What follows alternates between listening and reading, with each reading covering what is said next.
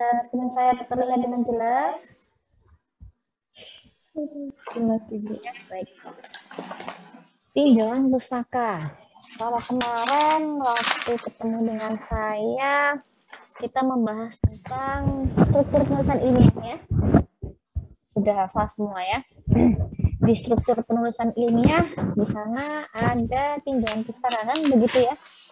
Tinjauan pustaka itu apa? Saya yakin Anda juga, apalagi yang sudah pernah ikut lomba penulisan tulis ilmiah, pasti ada ini tinjauan pustaka. Kalau di skripsi, tesis, disertasi biasanya ada di bab 2. Gitu ya. Setelah apa? Kalau bab 1? Pendahuluan. Bab 1 biasanya apa? Latar belakang. belakang. Ya, pendahuluan. Ada latar belakang, ada rumusan masalah, ada tujuan umum, khusus ya. Kemudian manfaat. Kemudian di bab 2, satu bab tersendiri, dia isinya adalah tinjauan pustaka. Begitu ya. Satu bab tersendiri. Nah, ini unik ya. Kenapa? Koyone gampang begitu, tetapi begitu kami koreksi mahasiswa konsultasi, ya, kerjakan bab 1 dulu gitu ya. Bab 1 dulu bisa mengerjakan latar belakang, kemudian rumusan masalah, tujuan dengan baik. Kita baca gitu ya. Kemudian ACC silahkan Anda teruskan sampai ke bab 3. Nah, begitu kita baca di tinjauan pustaka.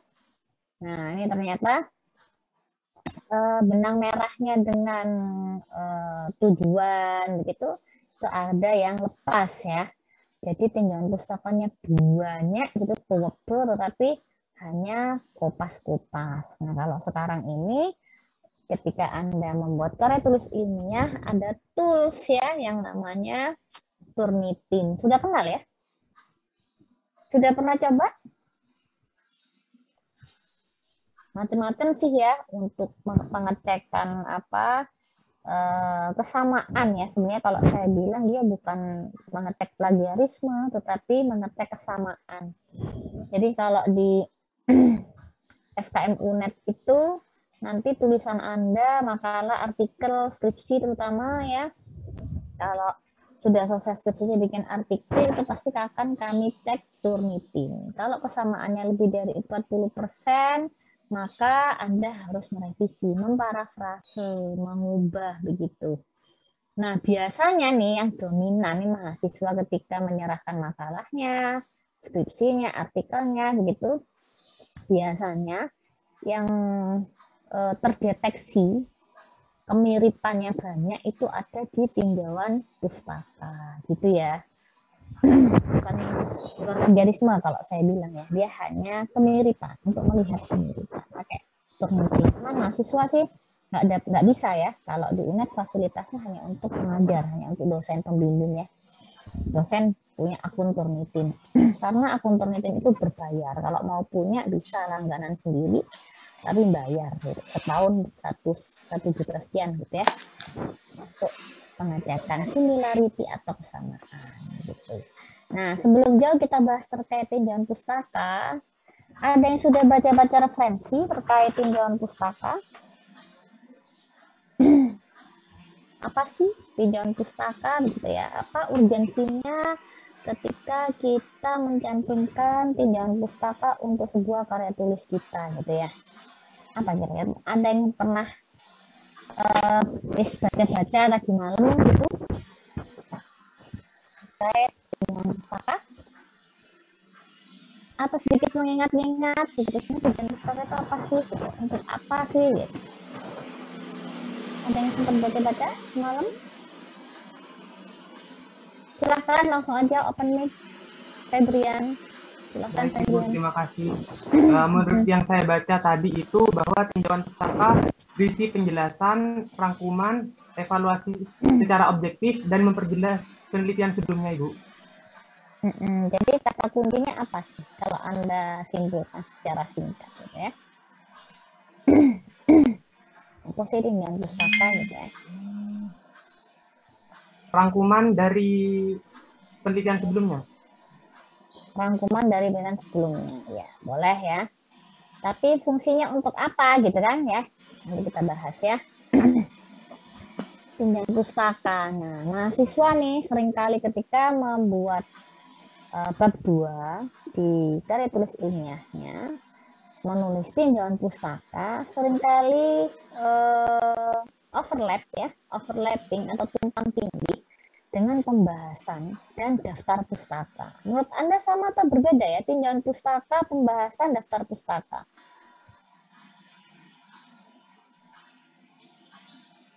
Beda atau enggak?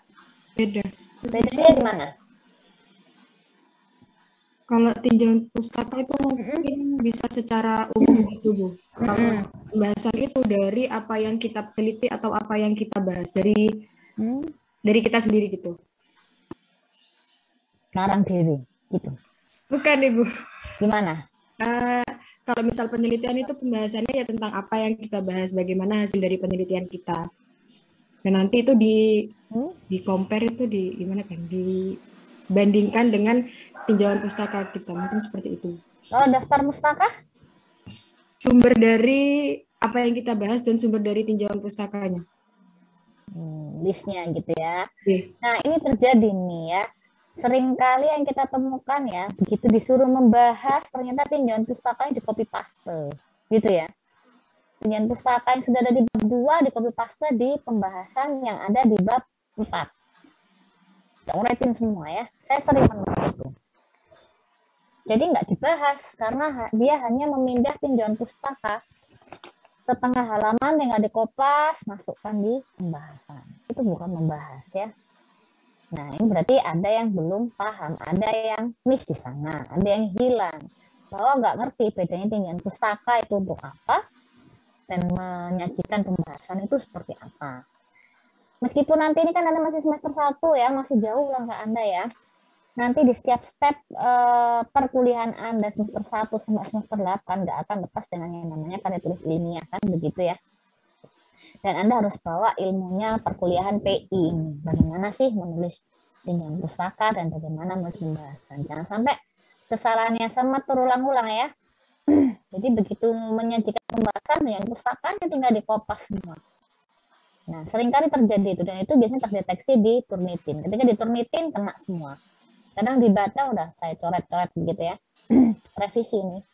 Oh, nggak bisa bahas nih. Ini tinjauan pustaka Anda kopas gitu ya.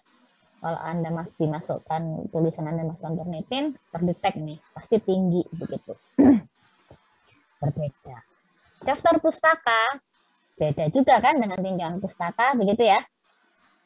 Tadi teman Anda menjawab bagaimana kalau daftar pustaka? Dari sumber yang telah dicantumkan di tinjauan pustaka dan pembahasan. Di pendahuluan ya, masuk semua untuk daftar pustaka. Oke. Kalau daftar pustaka itu sumbernya ya, kumpulan sumber literatur yang digunakan sebagai referensi. Begitu ya. Itu daftar pustaka. Kalau pembahasan beda juga dengan tinjauan pustaka. Ini yang seringkali saya temui. Bukan saya saja ya, begitu kita membimbing skripsi mahasiswa, tulis mahasiswa, pembahasan ini sering kali kita temukan masih kopas dari tinjauan pustaka, padahal pembahasan itu adalah isinya harus penjelasan dan jawaban atas pertanyaan penelitian. Gitu, nyambung ya di sana. Jadi bukan hanya kopas apa yang ada di bab 2 ya. Di blok semuanya kemudian dikopas, bukan ya. Ini yang sering jumbuh antara sering overlap, sering miss di sana antara tinjauan pustaka, daftar pustaka dan pembahasan ya. Kalau daftar pustaka biasanya nanti Anda sudah kenal Mendeley kayaknya ya. Di mata kuliah yang lain ya. Sudah kenal? Sudah praktek? Sudah, Ibu. Tulis praktek ya?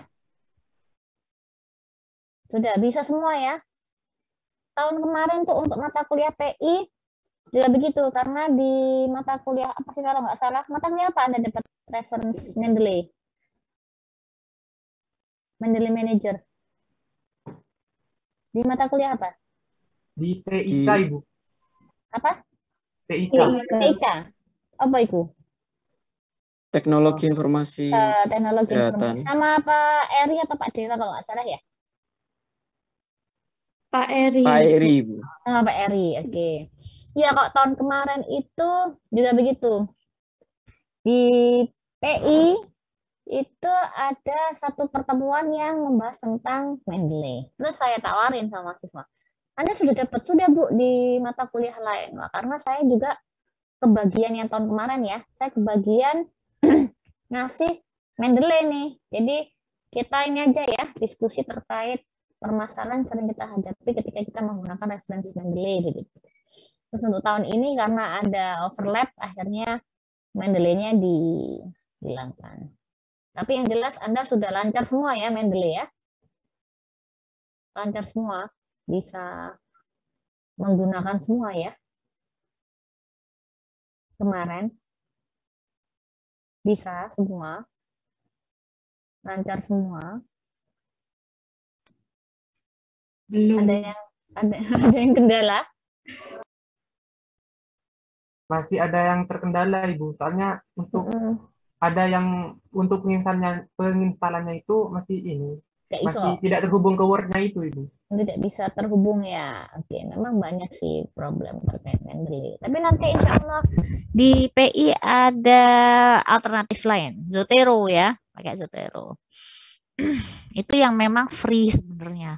Kalau yang mau bagus ya berbayar gitu sekian dolar gitu ya per tahun. Jadi yang open access atau yang free itu ada reference manager untuk Mendeley dan Zotero. Mungkin nanti oleh Bu Elo nanti Anda diajari terkait Zotero. Nah, kalau sudah menguasai itu enak sekali kita membuat karya tulis ilmiah, apalagi untuk mengutip di daftar pustaka. Wih, sekali ceklek gitu ya. Selesai ya. Apalagi kalau kami itu kadang-kadang satu semester itu terkait riset banyak gitu ya. Sedangkan satu riset, satu artikel, satu penelitian tuh referensinya bisa 30 ke atas ini. Jadi kalau satu semester ngerjain ya ruwet kalau nggak pakai reference tools ya seperti Zotero atau Mendeley. Tapi kalau kita pakai itu enak, kita tinggal bikin folder-folder, tinggal kita klik gitu ya, masuk semua ya. Kita menggoogling atau mencari reference pun juga akan lebih mudah kalau kita pakai reference tool seperti Mendeley dan Zotero, gitu ya.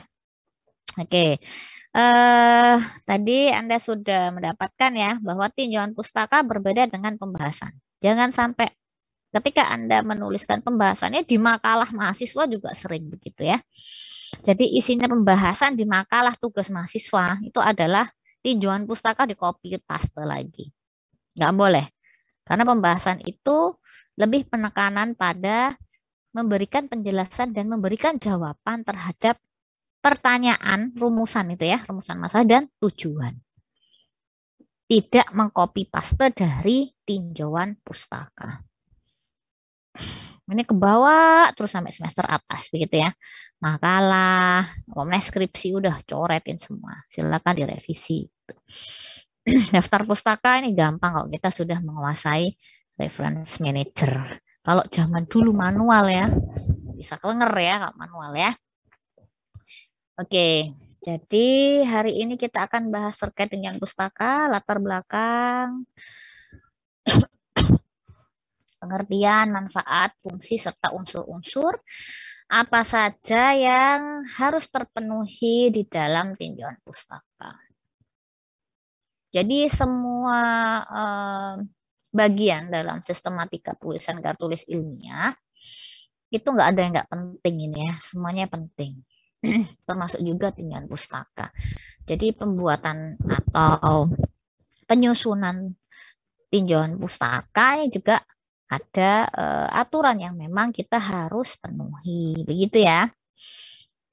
Nah, ngapain sih gitu ya dalam sebuah karya tulis ilmiah kita harus memasukkan tinjauan pustaka begitu.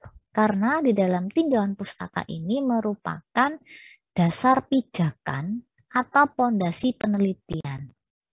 Jadi kalau tidak ada tinjauan pustaka, maka kita tidak punya dasar pijakan. Begitu ya. Sempat saya sampaikan kemarin, kita akan bisa menulis dengan baik kalau kita membaca banyak gitu ya. Orang nggak akan bisa menulis dengan baik, tidak bisa menemukan banyak ide, apalagi ide-ide yang up to date ketika dia jarang membaca. Jadi kunci utamanya adalah banyak membaca. Ikro gitu ya. Silakan bacalah gitu ya. Membaca dulu baru kemudian Anda bisa mensintesa gitu ya, menganalisa. Gitu. Jadi tinjauan pustaka ini dasar. Kalau Anda nggak punya tinjauan pustaka, nggak punya daftar bacaan, maka nggak akan bisa membuat sebuah tulisan yang baik. Jadi tinjauan pustaka ini kalau orang melihat makalah Anda misalnya, penelitian Anda di tinjauan pustaka yang dipakai apa saja, punya siapa saja, tahun berapa saja. Kita bisa memperkirakan bagaimana kualitas tulisan Anda. Karena dia adalah dasar pijakannya, gitu ya. Jadi untuk pondasi, kalau ada bangunan, nggak ada pondasinya, maka ya nggak akan jalan. Jadi tinjauan pustaka juga begitu.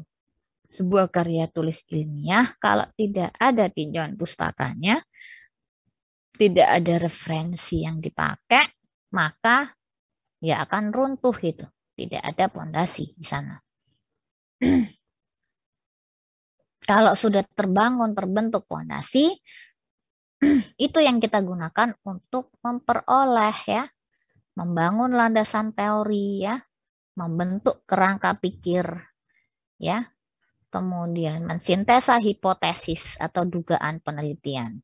Sehingga akan membantu kita untuk mempermudah penulisan pada tahapan berikutnya. Nah, kalau di skripsi, tesis, disertasi, FKM juga begitu ya. Bab 2 tinjauan pustaka, bab 3 metode.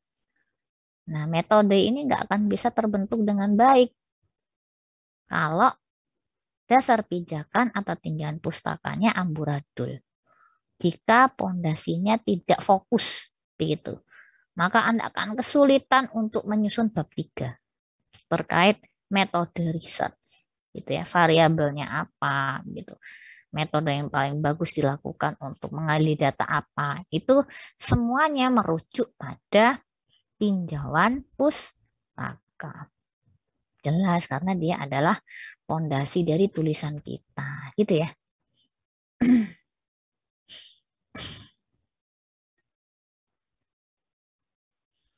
Biasanya tinjauan pustaka ini kita dapatkan sebelum kita merancang sebuah proposal karya tulis ilmiah, gitu ya. Jadi nggak mungkin kita mau membuat atau memiliki ide gitu ya, atau memiliki gagasan ketika tinjauan pustaka kita tidak kuat atau tidak ada. Nah, biasanya karena dia adalah pondasi penting gitu, seperti saya tadi analogikan, nggak ada pondasi, sebuah bangunan pasti akan runtuh. Begitu juga untuk karya tulis ilmiah. Maka seringkali kita temukan di bagian tersendiri ya, khusus satu bab gitu ya, yang isinya adalah tinjauan pustaka. Di mana di dalamnya dibahas tentang teori terhadap judul atau topik penelitian yang akan dilakukan.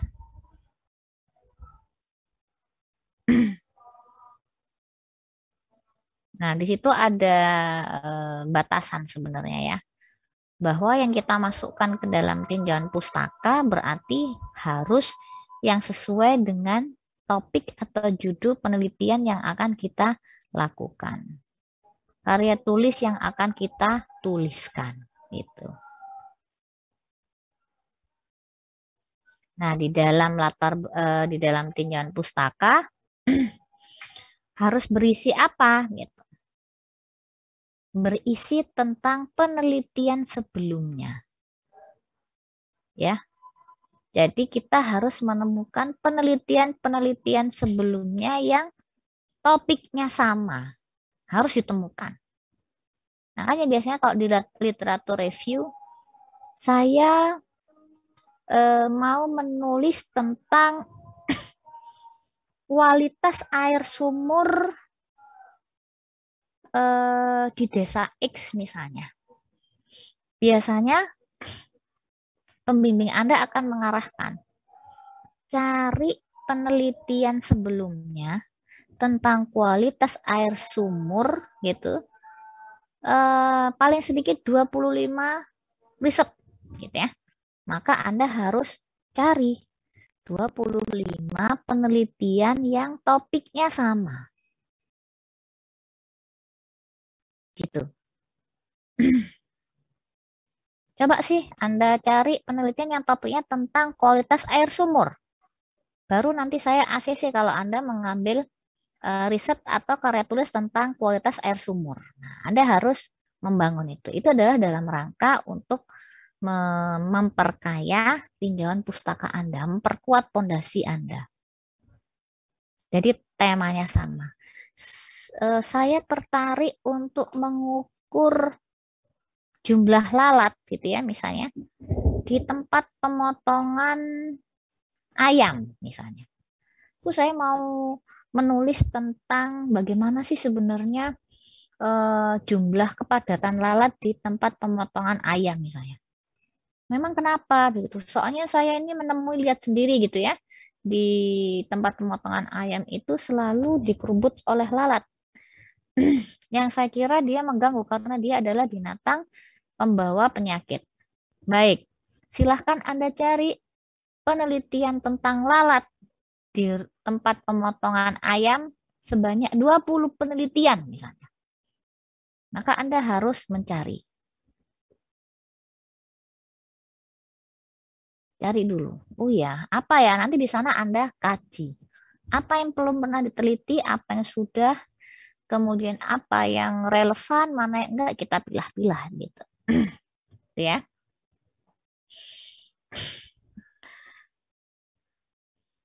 Hampir selalu ditemui di setiap karya tulis, kecuali artikel ya. Kalau artikel yang terbit di jurnal biasanya nggak pakai tinjauan pustaka. Tetapi metode yang harus dipertajam. Kan di sana banyak reviewer ya. Reviewernya biasanya blind review. Blind reviewernya itu bisa 4. Begitu di sana pasti dia orang-orang yang pakar di bidang itu. Jadi tinjauan pustakanya nggak ada ya. Karena memang terbatas untuk artikel di jurnal penelitian. Publikasi di jurnal penelitian ya. Karena maksimal kadang-kadang 20 gitu ya. 15 ya. Dulu saya pernah nulis itu tulisan saya sampai 25 halaman. Kemudian di feedback sama reviewernya maksimal 20 ya. Kalau lebih dari 20 maka per halaman kena cas nih sekian dolar gitu ya. Waduh gitu ya. Akhirnya kita mampatkan. Itu nggak ada di tinjauan pustakanya, nggak ada ya. Tapi metodenya memang benar-benar direview dengan baik, dengan detail. Tapi untuk karya tulis seperti makalah, tugas kuliah, skripsi, tesis, disertasi selalu ada tinjauan pustaka. Di mana apa sih yang ada di tinjauan pustaka gitu ya? Dia fokusnya adalah mereview, mengkaji pustaka, mengkaji teori, mengkaji konsep gitu ya. Mengkaji bagaimana sih tulisan yang sudah ada, penelitian yang sudah pernah dilakukan begitu, di mana itu semua akan digunakan sebagai landasan atau acuan dalam penelitian yang akan kita lakukan. Sehingga temanya harus sama. Seperti saya contohkan tadi ya. Saya mau melihat kualitas udara di sekitar pabrik semen. Semen mana? Semen Jember gitu ya. Ya sudah, coba cari penelitian sebelumnya terkait kualitas udara di pabrik semen. 20 penelitian. yang sudah pernah dilakukan. Maka Anda harus mencari itu, kemudian mensintesis, dan itu yang nanti akan dimasukkan ke dalam tinjauan pustaka. Itu ya. Nah, ini sedikit aja nih merefresh apa sih tinjauan pustaka. Mungkin bisa dibaca nih Farah. Farah bacaan Farah biar nggak ngantuk Farah. Slide saya. Pengertian tinjauan pustaka. Kegiatan meninjau kembali pustaka, literatur, atau bahan bacaan lainnya. Disebut juga disebut juga review of the literature. Atau review literatur ya. Sajane podo. Tinjauan pustaka itu sama dengan review literatur atau literatur review. Meninjau kembali pustaka, literatur atau bahan bacaan lain, ya. Bisa juga disifati sebagai bacaan dev, ini dev. Devisial. Pengertian tinjauan pustaka. Kegiatan mencari, baca, dan menelaah penelitian-penelitian, konsep, teori, serta bahan pustaka yang berkaitan dengan penelitian yang akan dilakukan. Kegiatan peninjauan kembali atau review suatu pustaka yang berkaitan atau relevan dengan topik penelitian yang dipilih. Ya. Kegiatan mencari, membaca, menelaah gitu ya. Penelitian-penelitian yang setipe, setema ya. Konsep teori ya. Yang berkaitan dengan penelitian kita, yang setema. Bisa juga didefinisikan sebagai peninjauan kembali atau review. Review itu artinya peninjauan kembali. Direview berarti sudah jadi, tetapi dibaca kembali. Tetapi ditinjau kembali, itu direview. Suatu pustaka yang berkaitan atau relevan dengan topik riset atau karya tulis yang mau kita buat. Bisa juga didefinisikan sebagai ringkasan komprehensif ya dari penelitian sebelumnya tentang suatu topik yang mau kita angkat. Jadi kumpulin. Sebenarnya menyusun tinjauan pustaka itu juga membutuhkan waktu yang lama ya. Artinya Anda membaca ya. Membaca itu pun harus dipilah-pilah gitu. Dan di tinjauan pustaka ini syaratnya harus bersumber dari penelitian yang relevan. Biasanya kalau kita nih akademisi gitu ya, tinjauan pustakanya bisa nggak dari blognya orang gitu ya? Kira-kira bisa nggak bersumber dari blog gitu? Blogger, ada yang blogger di sini? Kira-kira boleh nggak ya? Tidak boleh ya. Maka yang kita rujuk ya, yang kita tuliskan di dalam tinjauan pustaka itu harus bersumber dari penelitian yang relevan. Yang relevan itu seperti apa? Temanya sama, kemudian penulisnya siapa ya?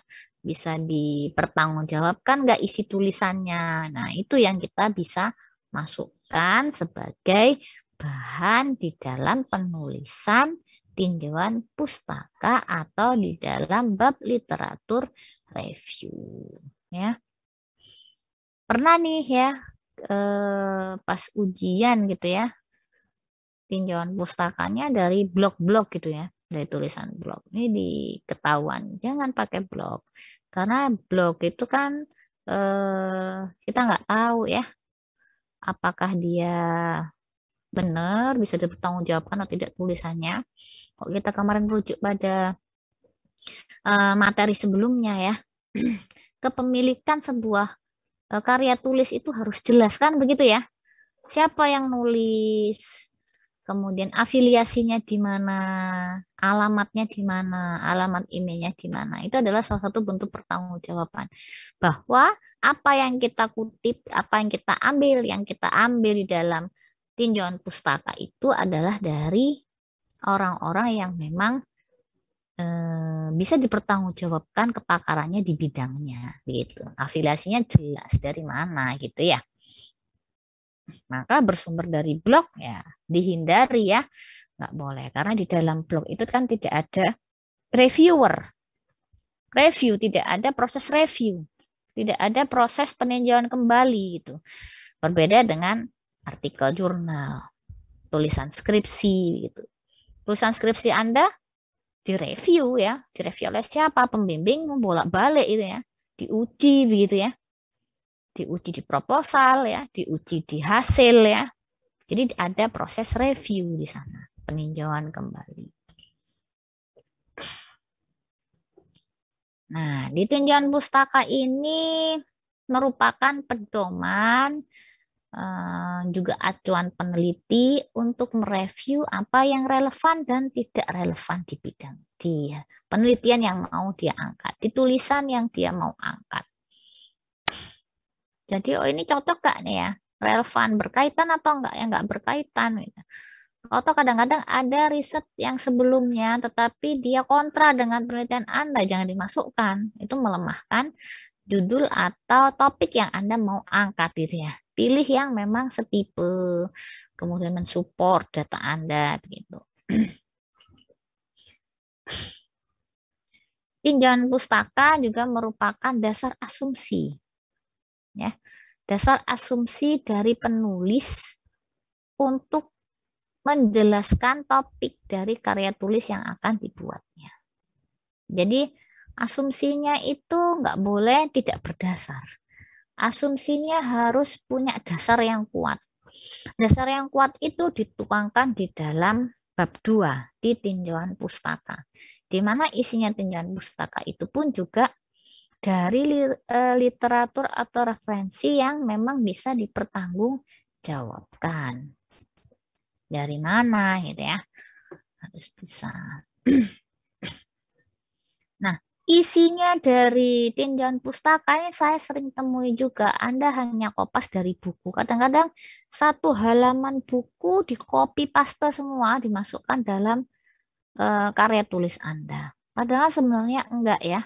Kita harus bisa memilih dan memilah. Kalau begitu, misalnya Anda hanya kopas satu halaman, di copy, kemudian dipaste di tinjauan pustaka, isi dari buku. Kalau dicek Turnitin pasti tinggi similarity-nya, ngeplek gitu ya. Nah, ini pasti kena sortir Anda. Jadi jangan satu buku dikopas, kemudian masuk di dalam satu halaman. Sering juga kami menemui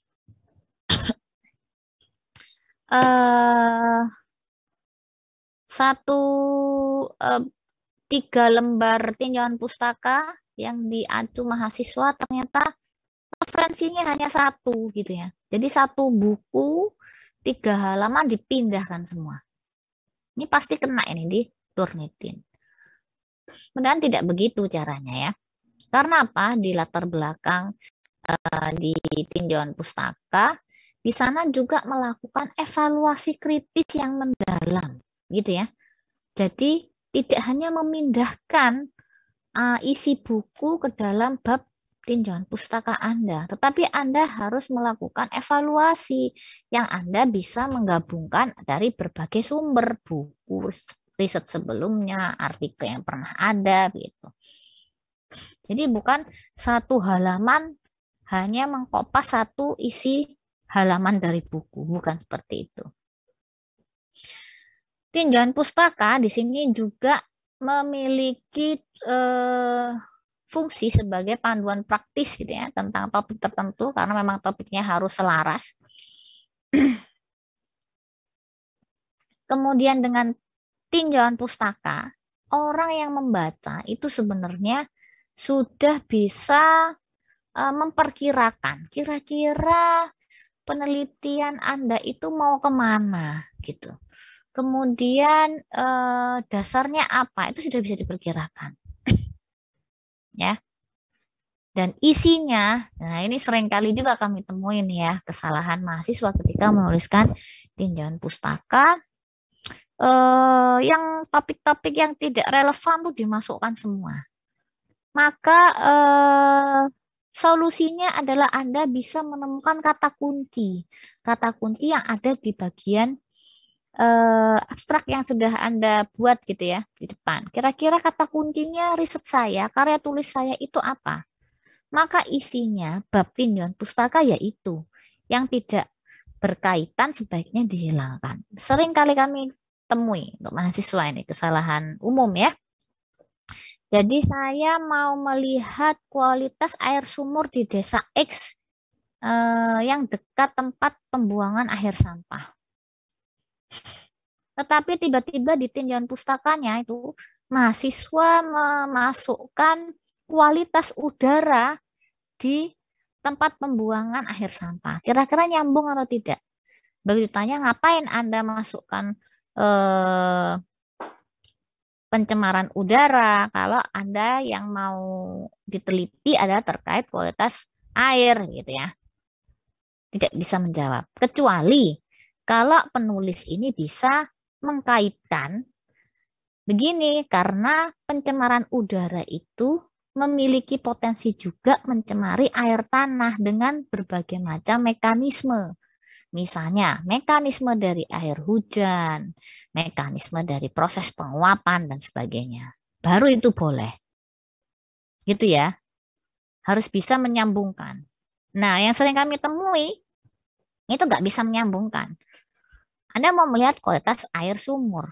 Kenapa di tinjauan pustaka Anda bahas pencemaran udara, kualitas udara, begitu? Ada yang terputus di sana. Jadi, hilangkan saja Anda tulis tinjauan pustaka Anda terkait pencemaran udara. Karena Anda yang mau neliti adalah terkait kualitas air, gitu ya. Beda lagi tetapi ketika penulis bisa memberikan penjelasan. Dimasukkan di sana. Bagaimana keterkaitan pencemaran udara dengan menurunnya kualitas air sumur. Baru masukkan referensi. Apa saja?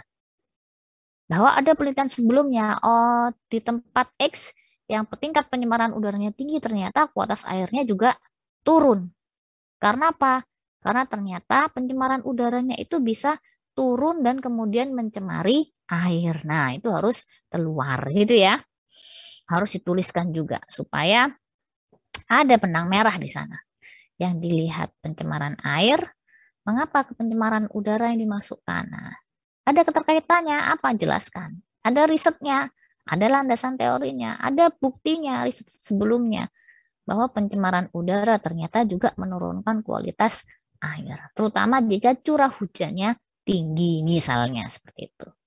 Nah, itu kan tidak akan bisa Anda sambungkan kalau tidak melalui mekanisme mensintesis gitu ya, atau berpikir secara mendalam. Nah, tinjauan pustaka merupakan bagian penting dalam tahapan awal penelitian ya. Jadi sebelum Anda membuat proposal, harusnya sudah ada ini tinjauan pustakanya ini ya. Dia harus ada. Mengapa gitu ya? Karena tinjauan pustaka itu sebenarnya bisa kita terjemahkan menjadi kerangka konsep. Nah, ini agak jauh ya. Membuat kerangka konsep itu semester 8 itu juga susah ya. Biasanya beberapa kali revisi. Kerangka konsepmu jangan begini, kamu ini ngawur nih karena nggak berlandaskan tinjauan pustaka. Jadi kerangka konsep itu kita bangun berdasarkan tinjauan pustaka yang sudah kita buat. Sayang kita offline ya. Kalau nggak offline, mungkin saya tugaskan Anda ke ruang baca, pinjem skripsinya ke kelas gitu ya. Kita buka gitu ya. Bab 2, tinjauan pustaka. Apa isinya? Nyambung nggak sama kerangka konsepnya? Gitu. Pasti nyambung. Karena kerangka konsep itu adalah terjemahan dari tinjauan pustaka. Coba kita analisa bareng-bareng gitu ya. Nggak tahu kalau pakai repositori ini bisa full skripsi nggak ya? Kayaknya nggak ya. Mahasiswa pernah akses skripsi Kak kelas Anda? Belum ya? Coba kita buka ini. Jadi kerangka konsep itu modelnya seperti bagan-bagan alir gitu ya. Nah, bagan-bagan alur berpikir. Nah, kerangka konsep itu yang sebenarnya disusun berdasarkan tinjauan pustaka. Kalau Anda nggak bisa membuat tinjauan pustaka, maka kerangka konsepnya juga nggak akan bisa diterjemahkan. Kalau kerangka konsepnya nggak bisa diterjemahkan, maka metode Anda juga tidak akan sesuai. Gitu ya. Dari kerangka teori juga ya, bisa. Dari tinjauan pustaka kita terjemahkan menjadi sebuah kerangka teori. Bagan-bagan begitu. Landasan teori begitu ya. Termasuk juga studi literatur. Ini yang penting. Jangankan semester 1, semester 8 aja bikin kerangka konsep based on tinjauan pustaka yang dia sudah susun, itu revisinya bisa berkali-kali gitu ya. Gak pas gitu ya. Tapi nanti Anda berjalannya waktu, nanti skill Anda akan bertambah nanti ya, sampai di semester 8 ketika Anda menyusun skripsi ya. Nah, kemudian manfaat tinjauan pustaka untuk apa sih gitu ya? Mungkin Alif bisa baca, Alif. Minta tolong dibaca, Alif, biar kamu nggak ngantuk, Alif. Baik, Bu, siap. Manfaat tinjauan pustaka. Nomor 1, menguraikan dan mempertimbangkan variabel penelitian agar tujuan penelitian dapat dicapai. Nomor 2, memberikan batasan penelitian mana yang terkait dan tidak. Itu menegaskan batas-batas logis penelitian. Nomor 3, memberikan acuan untuk peneliti saat mengartikan teknik analisis data. 4, memberikan dasar pemikiran supaya memberikan dasar pemikiran supaya dapat menyimpulkan hasil penelitian sesuai dengan tujuan penelitian. Gimana nih maksudnya, Liv? 1-4, maksudnya gimana kira-kira nih menurut Anda nih? Dengan adanya tujuan pustaka ini, seperti yang tadi dijelaskan, dapat menjadi pedoman untuk penelitiannya sendiri, begitu, Bu. Dari nomor 1-4, nomor 1 gimana nomor 1? Kalau nomor 1 menjadi mempertimbangkan variabel penelitian agar tujuan penelitian dapat dicapai. Seperti mempertimbangkan tujuan pustaka kan berisi tentang penelitian sebelumnya. Jadi melalui penelitian sebelumnya itu kita dapat jadikan sebagai patokan begitu agar penelitian yang akan kita laksanakan berikutnya itu lebih bagus seperti itu, Bu. Terus yang kedua? Memberikan batasan penelitian mana yang terkait dan tidak. Jadi tujuan pustaka ini tuh harus logis begitu dan tidak menyimpang dari penelitian yang akan kita lakukan seperti yang tadi dijelaskan. Kalau semisal agak menyimpang, harus ada kaitannya seperti itu, Bu. Terus? Nomor 3, memberikan acuan untuk peneliti saat mengartikan teknik analisis data. Memberikan acuan. Tujuan pustaka ini tuh sebagai dasar kita. Iki tinjauan pustaka ya, bukan tujuan pustaka ya? Oh iya, tinjauan pustaka. Jadi tinjauan pustaka ini tuh digunakan sebagai acuan kita untuk menyusun analisis data seperti itu, Bu. Jadi tidak boleh tinjauan pustaka dengan analisis data itu harus ada benang merahnya. Seperti itu, Bu. Terus yang keempat, memberikan dasar pemikiran. Jadi seperti yang dijelaskan tadi, tinjauan pustaka ini tuh adalah sebagai fondasi kita untuk melakukan penelitian. Jadi dasar kita untuk melakukan penelitian. Jika tidak ada tinjauan pustaka, maka tujuan kita untuk melakukan penelitian ini itu tidak akan terlaksana dengan baik seperti itu, Bu. Atau mungkin tidak dapat untuk melakukan penelitian seperti itu, Bu. Oke, terima kasih, Liv ya. Oke, tadi dibantu oleh Alif ya. Jadi manfaatnya tinjauan pustaka itu membantu kita mempertimbangkan variabel supaya tujuan penelitian kita itu bisa dapat dicapai. Karena kalau enggak itu bisa melebar kemana-mana gitu ya. Seperti tadi yang saya contohkan, saya mau menghasilkan karya tulis ilmiah terkait kualitas air sumur ya. tujuan saya itu saya menggali kenapa sih air sumur di sana ini kualitasnya sangat rendah atau sangat jelek gitu. Tujuan saya ke sana ya sebenarnya ya. Tetapi kita nggak akan bisa mencapai ke tujuan atau tema yang kita mau angkat ketika kita tidak memiliki tinjauan pustaka yang memang memiliki tema yang sama, dan itu memberikan batas-batas ya. Jadi saya ini hanya melihat kualitas air sumur ya. Saya tidak melihat kualitas udara misalnya. Maka saya memberikan batas-batas saya. Maka saya fokusnya ke air sumur saja misalnya. Saya tidak melihat kualitas air tanah, saya tidak melihat kualitas tanah misalnya ya. Saya hanya kualitas air sumur ya. Maka acuan yang saya baca, maka penelitian yang saya baca ya, yang saya sintesa berarti fokusnya ke air sumur. Itu sebenarnya menolong kita penulis, peneliti untuk memberikan penegasan terhadap batas-batas penelitian kita. Karena kalau enggak melebar kemana-mana, dan itu akan memakan banyak waktu, tenaga, dan kemudian riset yang dihasilkan tidak fokus. Tidak fokus menjawab di tujuan. Begitu. Itu manfaat dari membuat tinjauan pustaka yang baik. Dengan memiliki tinjauan pustaka yang baik, juga akan membantu penulis atau peneliti untuk memberikan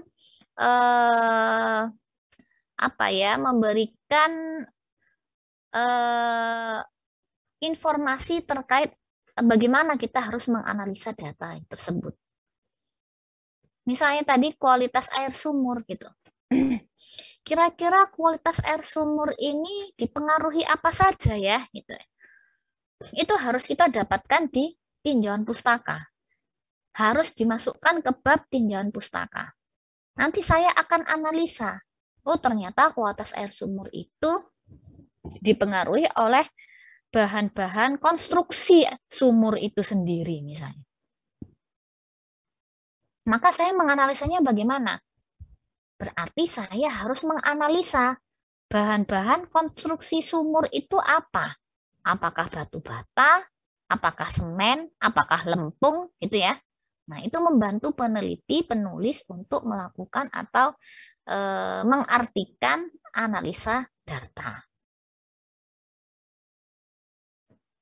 Dan yang utama adalah bisa menjawab dengan baik tujuan dari karya tulis kita, riset kita, penelitian kita. Itu dipantau, diarahkan oleh penyusunan tinjauan pustaka yang baik.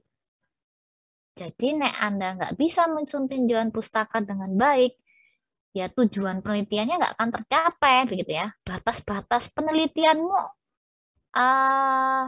kacau nanti, melebar kemana-mana, bingung sendiri nanti Anda di step berikutnya.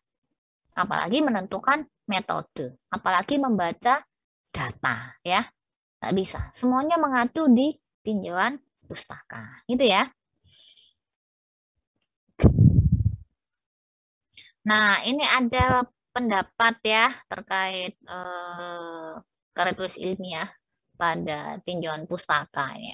Ada pendapatnya Heisler ini yang sering dipakai oleh teman-teman yang memang berkecimpung di penulisan karya tulis ilmiah. Jadi memberikan batasan bahwa tinjauan pustaka itu harus seperti apa. Ada teknik sendiri yang memang harus dipenuhi ya. Nah, ini menurut Castells dan Heisler ini yang sering diacu oleh teman-teman ya. Apa aja bisa dibaca, minta tolong. Siapa ya? Yang ngantuk siapa? Ada yang ngantuk? Sin, Cindy. Dibaca Sin. Biar gak ngantuk ya. Fungsi tinjauan pustaka. 1. Tinjauan pustaka berfungsi untuk mengkaji sejarah permasalahan. 2. Tinjauan pustaka membantu peneliti untuk mendalami landasan teori yang berkaitan dengan permasalahan penelitian. 3. membantu peneliti untuk mengkaji kelebihan dan kekurangan hasil penelitian terdahulu. 4. Menghindari adanya duplikasi penelitian. 5. Membantu peneliti menunjang perumusan masalah. 6. Membantu mencari teori atau konsep atau generalisasi yang dapat digunakan sebagai landasan atau kerangka teori bagi penelitian yang dilakukan. 7. Membantu menemukan metodologi yang sesuai dengan penelitian yang akan dilakukan. 8. Memudahkan untuk membandingkan antara fakta di lapangan dengan teori yang ada. Ya, ini menurut Heiser ya, yang sering diatur teman-teman yang memang dia berkecimpung di karya tulis penulisan ilmiah ya. Jadi banyak sekali nih yang memang kita harus penuhi ketika kita mau menyusun sebuah tinjauan pustaka ya. Kalau kita sudah menyusun, pasti kita terhindar dengan adanya duplikasi penelitian. Ini pernah terjadi ya, begitu udah ujian sempro, loh penelitian Anda ini kok persis sama kak kelasmu gitu ya. Persis loh ini, plek loh ya ini gitu ya. Sama pengujinya. Nggak bisa ini, karena ini duplikasi penelitian namanya gitu ya. Udah ya, berarti dalam mensintesa tinjauan pustaka, mahasiswa kurang rinci ya, padahal sudah pernah diambil oleh kak kelasnya persis, sehingga begitu waktu ujian seminar proposalnya, loh ini ada duplikasi penelitian ini karena sama persis yang diangkat. Jadi hati-hati ya, kalau Anda menjalankan atau mengerjakan tinjauan pustaka dengan baik, Anda nggak akan terkena masalah tersebut. Waduh iya duplikasi ya, coba kamu baca dulu ya. Kalau nggak salah 2 tahun yang lalu ini penelitiannya sama persis ini ya. Ini Anda menduplikasi penelitiannya orang. Kena ya. Jadi hati-hati. Dengan menyusun tinjauan pustaka dengan rinci, dengan baik, maka Anda terhindar dari duplikasi penelitian. Mau turun ya, sudah disusun, ternyata dianggap menduplikasi penelitian. Oleh karena itu kita harus membuat dengan detail tinjauan pustaka. Kemudian kita cari sela-selanya, mana yang memang belum diteliti. Gitu. Kalau beda sedikit aja udah dianggap beda kok ya. Jadi duplikasi penelitian ini pernah terjadi juga ya.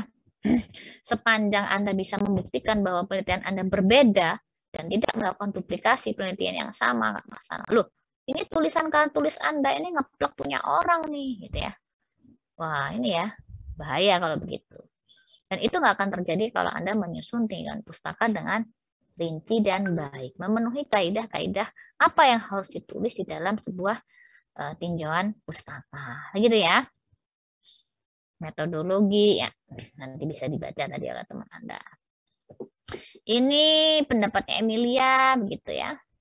Termasuk juga fungsi tinjauan pustaka itu menunjukkan lama waktu yang sudah ditekuni oleh Anda. Saya membuat karya tulis ilmiah dalam waktu sehari semalam, SKS ya. Biasanya nek SKS mepet-mepet tuh kadang-kadang malah idenya keluar semua ngono ya. Kepepet ya, the power of kepepet ya. Tapi di sana sebenarnya terlihat ya.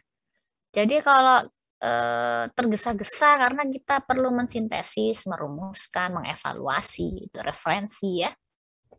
Itu gak iso, nek kita waktunya sangat singkat. Saya menulis begitu, itu mengumpulkan referensi ya, mensintesis, berpikir itu ya membutuhkan waktu. Nah, kok tergesa-gesa, ini orang bisa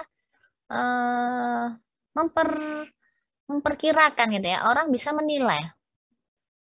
Oh, orang ini lama sekali menekuni topik tentang pengelolaan sampah.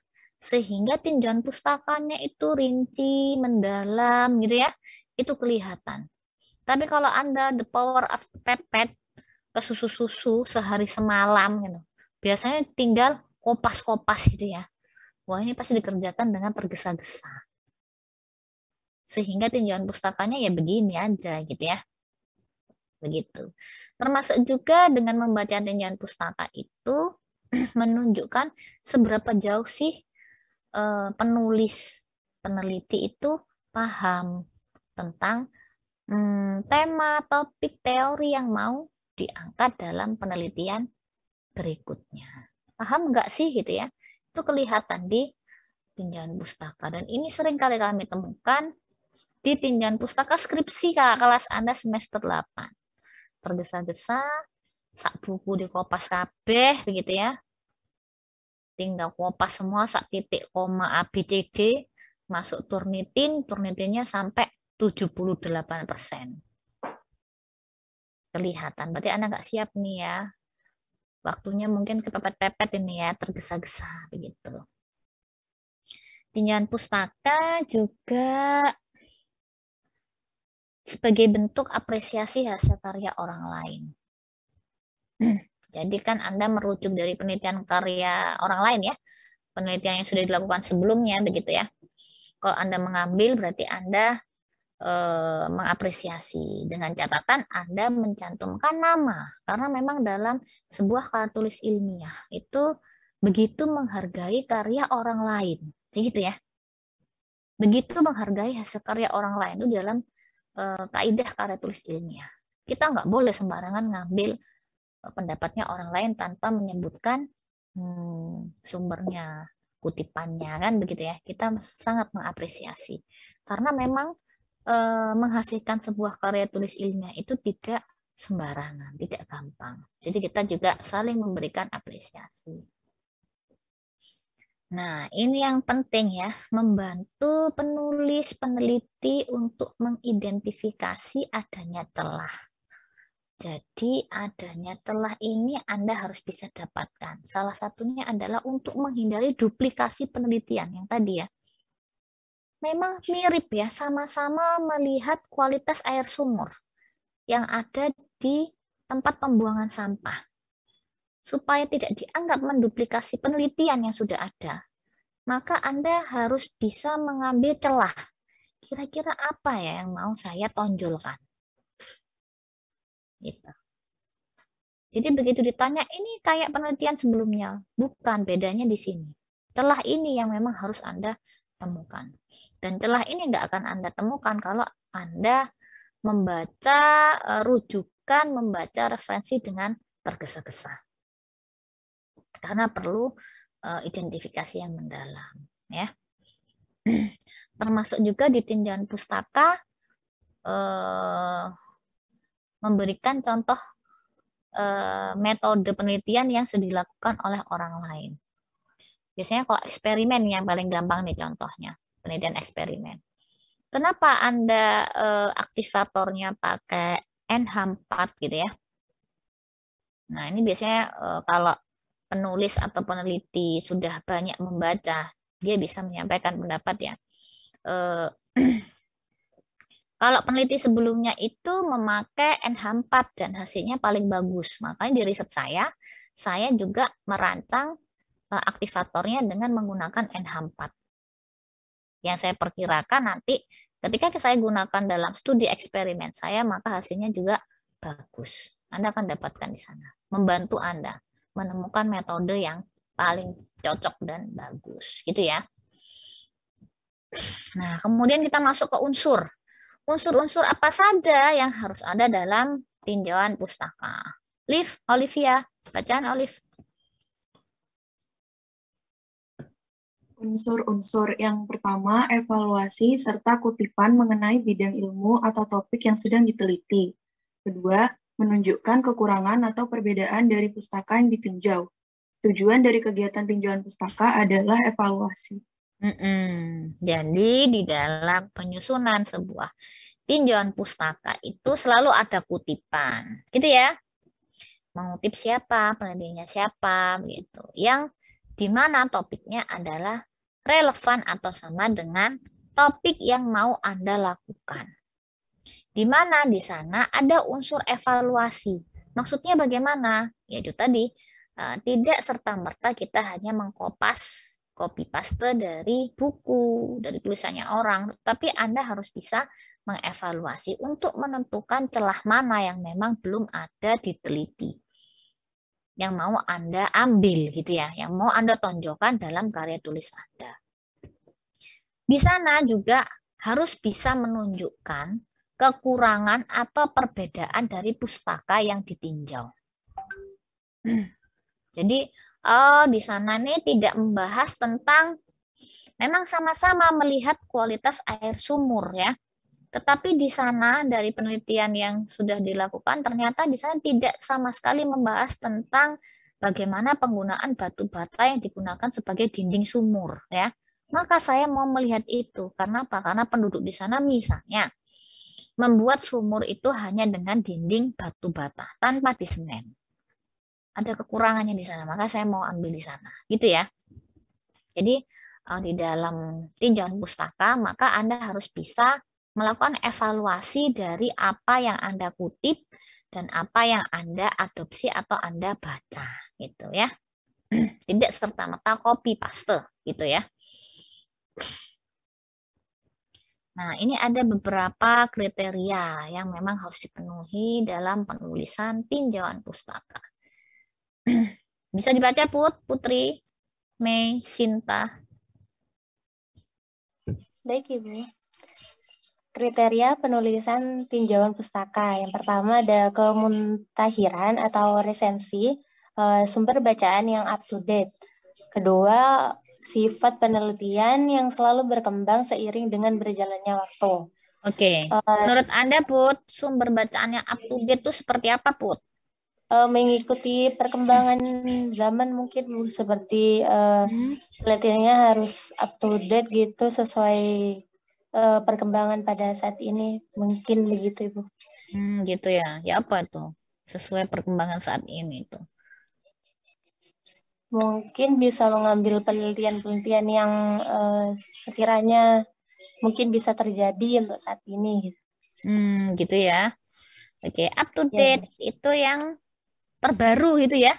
Makanya seringkali di dalam penulisan tinjauan pustaka, tadi kita mensintesa misalnya dari penelitian sebelumnya, biasanya diberikan pembatasan.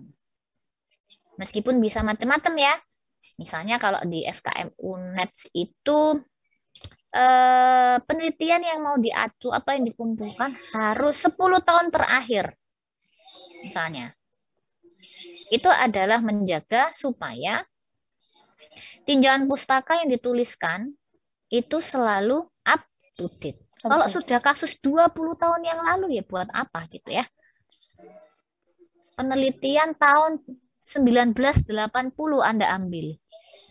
Gimana kira-kira? Anda aja belum lahir gitu ya. Tapi masih Anda tuliskan. Kecuali kalau memang benar-benar konsep atau teori itu tidak ada.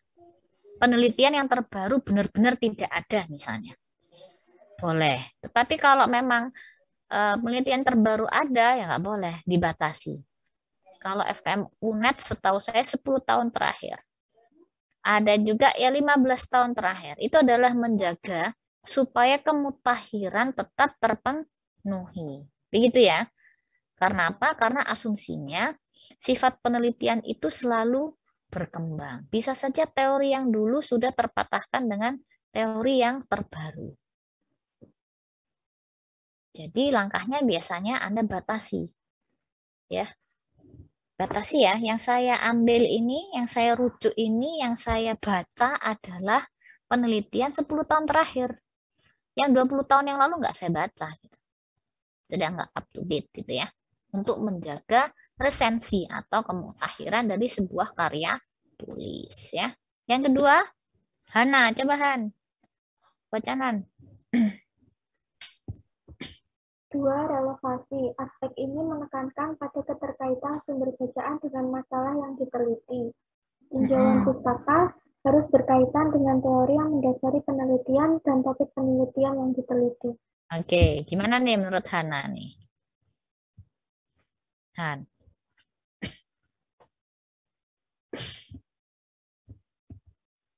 Sumber yang akan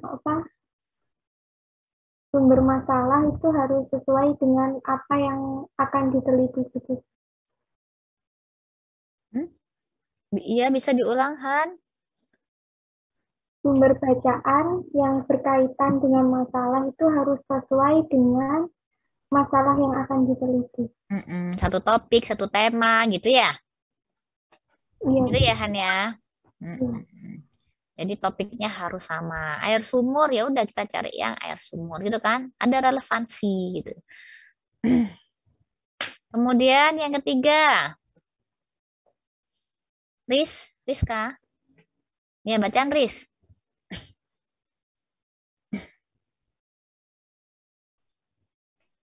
Yang ketiga. Yang ketiga ada bobot ilmiah, yaitu literatur serta sumber lain yang digunakan haruslah merupakan referensi yang memiliki nilai ilmiah dan ditulis oleh orang-orang yang memang ahli di bidangnya. Jadi kita harus sedikit banyak kenal gitu ya. Kira-kira yang misalnya kita mau menulis sebuah karya tulis ilmiah terkait kualitas air sumur. Kira-kira pakar-pakarnya siapa ya yang memang dia berkecimpung pada penelitian, pada publikasi terkait kualitas air sumur. Ini Anda harus kenal. Karena itu memberikan nilai terkait bobot ilmiah dari tinjauan pustaka yang Anda tulis ya. Jadi di tinjauan pustaka yang Anda tulis itu bisa kita perkirakan kira-kira sebagus apa sih karya tulis Anda itu bisa ya. Oh iya, karena memang Prof. X misalnya, dia ini memang orang yang concern di bidang kualitas air.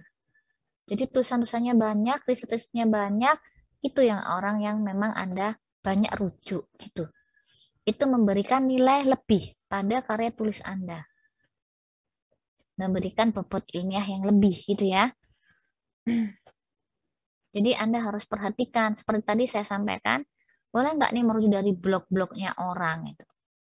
Blogger-blogger itu kan sekarang banyak ya. Boleh nggak ya? Dikurangi, nggak boleh ya. Karena bobot ilmiahnya tidak bisa dipertanggungjawabkan. Siapa ini? Sudah direview nggak nih tulisannya? Begitu ya.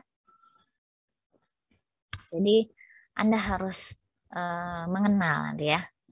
Saya mau melihat kualitas udara. Kira-kira yang pakarnya di bidang kualitas udara siapa aja ya? Nah, itu memberikan nilai plus atau memberikan bobot ilmiah pada karya tulis Anda.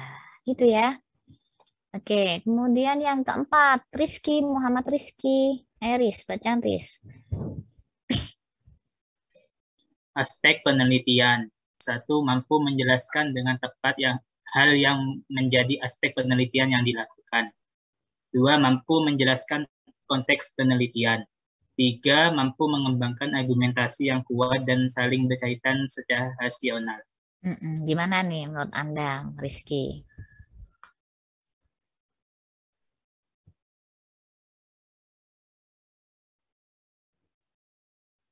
Dalam penelitian ini kita harus mampu menjelaskan konteks dari penelitian tersebut.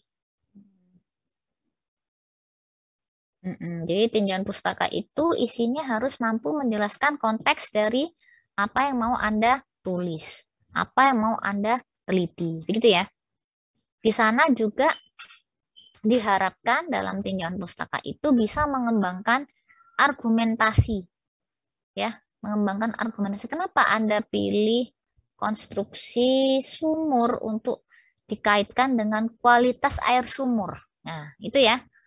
Apa argumentasinya? Itu harus ada atau harus keluar di dalam tinjauan pustaka Anda. Gitu ya. Kemudian yang kelima, padat ya. Mampu menuliskan tinjauan pustaka secara padat dan kaya. Nah ini ya, begitu mengerjakan tinjauan pustaka, 3 halaman, referensinya 1 orang.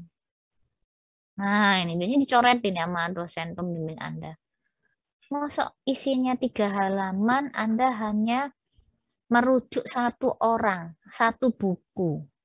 Itu artinya nggak kaya nih tinjauan pustaka Anda. Ya. Jadi 1 halaman itu pun saya sering menemui 1 halaman itu hanya mengutip kutipannya hanya 1 orang. Kok bisa 1 halaman isinya cuma mengutip 1 orang? dilengkapi nih, ditambah ini. Saya coret-coret biasanya. Itu menunjukkan bahwa Anda tidak kaya secara literatur. Sehingga ketika nanti dilanjutkan ke bab 3, itu pun tidak akan tergali dengan bagus. Minimal satu halaman itu 3. 3 yang dirujuk gitu ya. 3 pustaka yang dimasukkan. Bukan satu halaman itu 1 pustaka saja. 1 orang saja yang dirujuk. Itu menunjukkan bahwa tinjauan pustaka Anda kaya. Kalau tinjauan pustaka Anda kaya, Anda akan lebih mudah untuk mengembangkan di bab berikutnya. Gitu ya. Nah, dari materi tadi sebenarnya ketika kita mau menyusun sebuah tinjauan pustaka, maka sebenarnya kita bisa ngambil gampangnya gitu ya. Ngambil gampangnya itu Anda harus bisa menangkap kata kunci dari tema yang Anda minati mau Anda kerjakan. Jadi kata kuncinya apa? Air sumur, misalnya. Kemudian tempat pembuangan akhir sampah, misalnya. Kemudian penyakit terkait dengan pencernaan, misalnya. Maka tinjauan pustaka Anda harus mengandung 3 kata kunci itu. Paling sedikit, gitu ya. Jadi temukan kata kunci di awal topik yang Anda mau angkat. Itu akan membantu Anda, ya. Setelah itu Anda bisa lengkapi dengan referensi lain, ya. Dan kemudian Anda jabarkan dengan lengkap. Tetapi yang utama di sini adalah Anda mampu mengidentifikasi kata kunci dari topik penelitian Anda, topik tulisan Anda. Itu akan membantu Anda membangun sebuah tinjauan pustaka yang baik. Gitu ya. Nah, bagaimana caranya menulis tinjauan pustaka gitu. Ini ada langkah-langkah gitu ya. Yang pertama adalah mencatat. Coba dibaca. Vianda. Langkah penulisan tinjauan pustaka. 1. Mencatat. Catat semua informasi, data relevan dalam literatur, pustaka, teori, serta konsep yang dijadikan rujukan. 2. Pemetaan poin-poin penting dalam sumber yang dirujuk, supaya tidak melebar pada hal yang kurang penting. Pada hal yang kurang penting. Itu ya. Mencatat. Nah ini, mencatat nih kayaknya kemampuan mencatat tangan itu udah menurun ya di kalangan siswa ya. Semuanya sekarang lebih terampil mengetik ya. Padahal kalau saya pernah baca penelitian teman-teman dari UNESA itu, dia pernah melakukan penelitian bahwa orang yang menulis ya pakai tangannya gitu, mencatat pakai tangannya, itu ingat lebih lama daripada orang yang mengetik, daripada orang yang screenshot ya, apalagi hanya yang memandang gitu. Katanya begitu hasil risetnya. Nah, ini saya juga lihat, saya lihat anak saya sendiri ya. Saya biasanya tulis aja pakai tangan.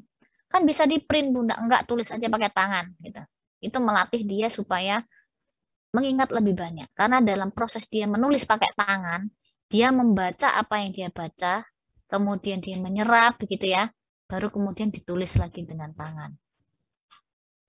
Begitu. Mahasiswa juga gitu. Kalau saya dulu ngajar offline ya, saya bilang, saya tidak memberikan copy slide. Silakan dengarkan apa penjelasan saya. Yang penting silakan dicatat. Apa yang dilakukan mahasiswa? Saya nyatat biasanya yang 2 baris di depan. Nah, itu nyatat.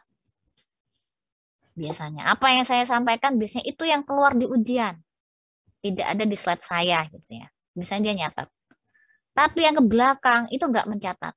Tapi ngapain? Ngapain coba? Ngapain kira-kira menurut Anda, Febrian? Ngapain kira-kira mahasiswanya? Hah? Record suara.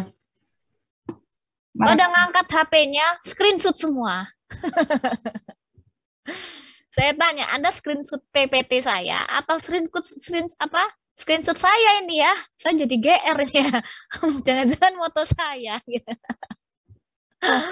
Alasannya, nanti Bu, habis kita screenshot, kita catat lagi kok gitu ya.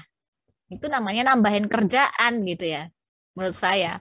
Jadi Anda di kelas ngelamun gitu ya, screenshot. Sekarang berapa mata kuliah Anda screenshot? Pusing nanti Anda waktu ujian UTS. Yang di depan itu udah memperhatikan, mencatat. Saya tahu ini namanya siapa aja nih ya, hafal. Begitu ujian, itu yang dapat bagus biasanya. Begitu. Ini sekedar cerita aja. Itu kan pernah dirilis di media massa ya hasil risetnya teman-teman dari UNESA Surabaya. Ini dia ngomong ya bahwa mencatat itu akan membuat kita mengingat lebih lama daripada hanya melihat, mendengar, wes ngapes kabeh gitu ya. Makanya kadang-kadang saya tugasin mahasiswa, tugasnya tulis tangan, gitu ya. Buat resume tapi tulis tangan. Gimana Bu? Tulis tangan kemudian di screenshot, kirim ke email saya, gitu ya. Berharap sih Anda lebih bisa mensintesis gitu ya, berpikir kan karena menyalin gitu ya, menyalin ditulis pakai tangan. Kalau diketik, waduh, wis saya nggak bisa kontrol ya. Kalau diketik biasanya mahasiswa kopas semua ya, kopas sana sini, selesai cepet ya. Tapi begitu ditanya, ngapain Anda tulis ini gitu, gak iso jawab ya. Kenapa ya saya gitu kopas ini ya, gitu ya. Berbeda dengan nulis. Ini kuader juga nih. Anak-anak SD ini sudah ujiannya udah ngetik semua ya. Begitu ditanya, dia udah apa ya? Makanya kadang-kadang saya, enggak lah, Bunda di print aja ya biar gak capek, enggak tulis pakai tangan. Nanti difoto sama Bunda gitu ya. Tak kirim ke ustadzmu gitu. Tapi kan lebih lama, ya nggak apa-apa. Nah, habis itu dia nulis, saya kasih tebakan, dia lebih bisa menjawab dengan baik ya. Daripada dia mengandalkan dikit-dikit di print gitu ya. Begitu ya. Coba nanti Anda gali dah. Anda ini tipe belajarnya seperti apa? Itu juga ngefek juga ya. Sudah tahu semua ya? Oh, saya usia sekian. Anda ini rata-rata usia berapa ya? 17-18 ya? Belum 20 ya? Si 66 ya? Tapi kalau bersama Anda ini saya berasa umur belasan juga. Anda harus tahu. Tipe saya belajar seperti apa? Sudah tahu semua? Sudah tahu semua? Harus tahu. Itu akan membantu Anda untuk belajar. Oh, saya ini dominan di kinestetik. Saya ini dominan di audio ya. Maka saya harus bagaimana ini strateginya supaya apa yang disampaikan dosen itu langsung masuk sehingga nanti waktu ujian saya hanya mengulang sedikit saja. Enggak kewalahan nanti Anda. Karena materinya banyak, bahannya banyak ya, mata kuliahnya banyak ya. Sudah, dosennya nggak mau tahu, yang penting kamu ujian bisa gitu ya. Yang penting kamu ketika masuk di ruang ujian skripsi bisa menjawab pertanyaan saya. Entah, terserah Anda harus bagaimana nih model belajarnya. Sudah tahu semua ya? Harus sudah tahu ya. Harus sudah tahu, oh saya dominannya di audio. Maka Anda melek menghadap kamera gak nyambung nih biasa nih. Tapi kadang-kadang Anda tutup mata tapi telinganya dipasang dengan baik begitu malah bisa terekam dengan baik. Karena saya tipenya audio gitu ya. Tapi kalau Anda tipenya visual off cam udah Anda nggak ngerti. Dosennya ngomong apa saya nggak ngerti gitu ya karena saya nggak melihat karena dominan Anda di visual. Gitu. Nah kinestetik, umuk ya, wah ini. Umuknya ya apa? Nggak mungkin lah Anda nge-zoom terus jalan-jalan. Berarti umuknya saya harus apa nih? Coret-coret. Ya, coret-coretnya apa? Coret-coretnya bikin mapping ya. Mapping ya. Mind mapping. Nah, itu akan memudahkan Anda. Bikin mind mapping. Bulet-bulet. Bu Ani tadi dia ngomong apa sih gitu ya? Tinjauan pustaka. Apa aja yang perlu diperhatikan? manfaatnya, unsurnya, begitu ya. Kegunaannya, manfaatnya. Nah, bikin mapping. Jadi nanti Anda keluar dari kuliah. Oh iya, jadi yang harus saya tahu terkait tinjauan pustaka, saya harus tahu latar belakangnya bagaimana. Kemudian manfaatnya apa, unsurnya harus ada apa, langkahnya apa saja. Itu ya.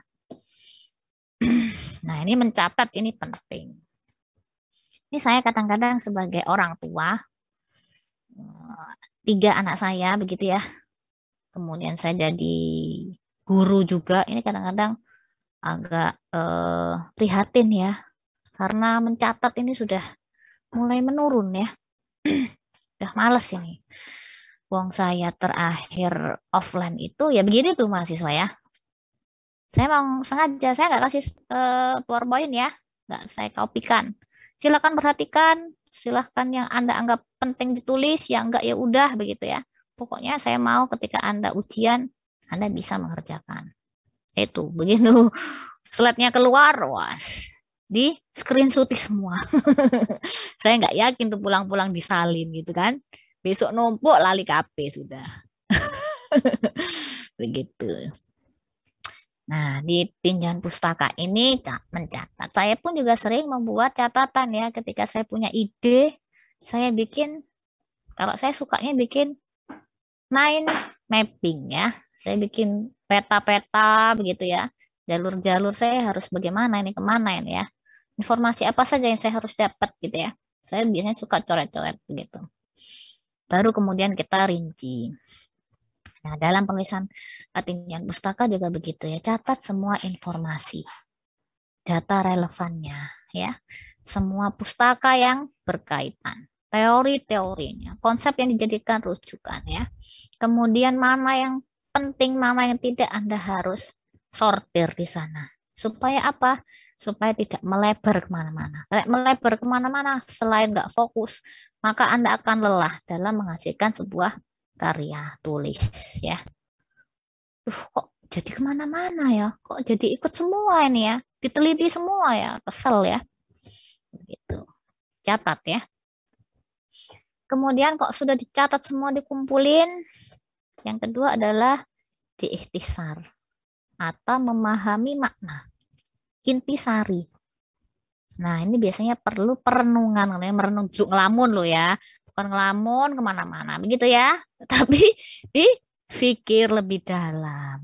Kenapa sih batu bata ini tidak boleh ya dipakai untuk membuat dinding sumur? Oh, ternyata karena pergerakan mikroba atau bakteri di dalam tanah itu tidak bisa dicegah jika dinding sumurnya hanya terbuat dari batu bata. CC Amanda mengirim surat pada saya. Oh, waktunya habis ya? Waktunya habis. Oke, saya sebentar. 2. Kemudian yang ketiga, mensintesis ya. Mensintesis ya, membandingkan, menyatukan apa yang relevan dan tidak relevan. Dipecah menjadi kecil-kecil itu mensintesis ya. Yang keempat, menganalisa secara tajam. Ini poinnya. Anda harus bisa menemukan gap atau celah. Ya. Ini yang akan membedakan Anda tidak melakukan duplikasi penelitian dengan penelitian orang lain. Ini akan Anda temukan kalau Anda bisa membuat tinjauan pustaka dengan baik. Ya, gap atau celah. Ini titik poin pentingnya. Sudah ya, ada 4. Ya, waktunya habis.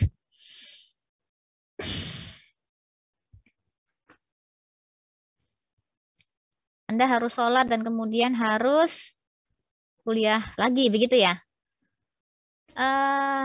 Minggu depan masih ketemu lagi dengan saya ya, Amanda ya? Ibu. Oke. Baik, kalau begitu bisa saya akhiri perkuliahan? Boleh saya akhiri? Ya. Boleh ya? Boleh, Oke, Bu. mohon maaf saya mengambil waktu Anda. Waktunya sudah habis, saya masih ngomong terus sampai gak keroso ya. Mohon maaf, semoga hari ini bermanfaat. Ketemu lagi insya Allah minggu depan. Terima kasih. Assalamualaikum warahmatullahi wabarakatuh. Waalaikumsalam warahmatullahi wabarakatuh. Terima kasih. Terima kasih, Bu. Terima kasih, Ibu.